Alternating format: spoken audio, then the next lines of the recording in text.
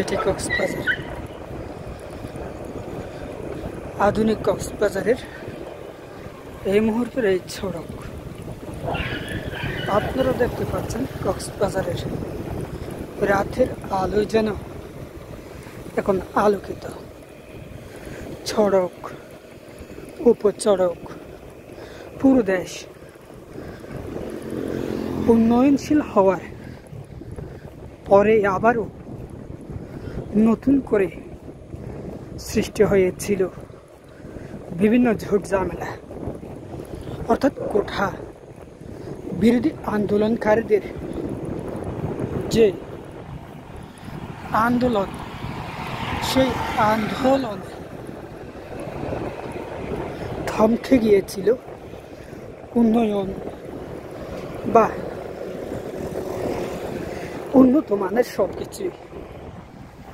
তবে বেশ কিছুদিন সেই চিত্র আমাদের দেখতে হয়নি। অবশেষে সব কিছুই নতুন রূপে ফিরে আসতে শুরু করেছে। পুরো কক্সবাজার সহ গোটা দেশের নতুন চিত্র। প্রিয় দর্শক, আপনারা দেখতে পাচ্ছেন এটি কক্সবাজারের প্রধান সড়ক, বিজিবি ক্যাম্প এলাকার দৃশ্য এটি। এই এলাকায়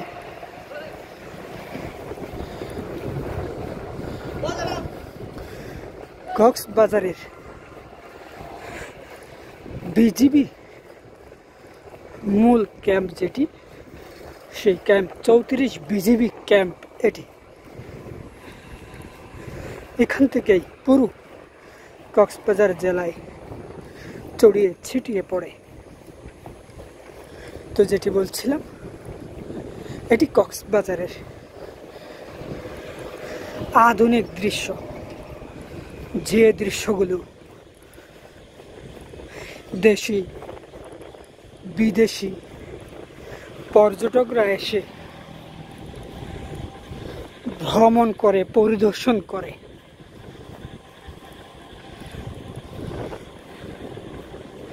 আপনারা দেখেছেন এই কক্সবাজার,